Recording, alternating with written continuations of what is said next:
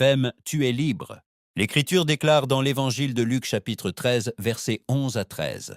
Et voici, il y avait là une femme possédée d'un esprit d'infirmité depuis 18 ans. Elle était courbée et ne pouvait pas du tout se redresser. Lorsque Jésus-Christ la vit, il l'appela et lui dit, « Femme, tu es libre de ton infirmité. » Et il posa les mains sur elle. Aussitôt elle se redressa et glorifia Dieu. L'Écriture révèle une réalité. Cette femme n'était pas seulement malade, elle était courbée sous une oppression prolongée. 18 ans à vivre inclinée sous un poids qu'aucun effort humain ne pouvait enlever.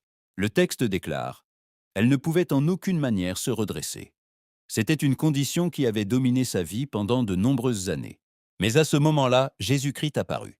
Dieu vit ce que les autres ne voyaient pas. Jésus-Christ discerna une réalité au-delà de ce qui était visible. Là où les hommes voyaient une maladie, Dieu identifia une ligature spirituelle. Jésus-Christ prononça une parole qui a autorité. « Femme, tu es libre de ton infirmité. » Ce n'était pas un conseil ni une suggestion. C'était une déclaration souveraine. Lorsque Dieu déclare la liberté sur une vie, toute chaîne se brise. L'Écriture affirme qu'immédiatement la femme se redressa et commença à glorifier Dieu. 18 ans d'oppression furent brisés en un instant par l'autorité de Jésus-Christ. Car lorsque Dieu libère une vie, ce n'est pas seulement pour marcher droit, c'est pour glorifier Dieu.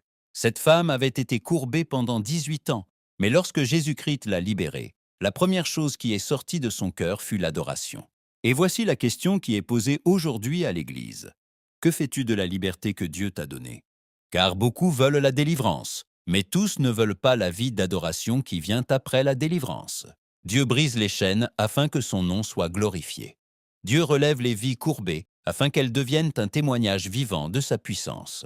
Et s'il y a aujourd'hui quelqu'un qui sent qu'il porte un fardeau depuis longtemps, qui sent que le poids est trop lourd et qu'il ne peut plus continuer, ce texte apporte une parole d'espérance. Tout comme Jésus-Christ a libéré cette femme après 18 ans, Dieu peut aussi te libérer. Crois seulement. Et si tu le crois, dis-le avec foi.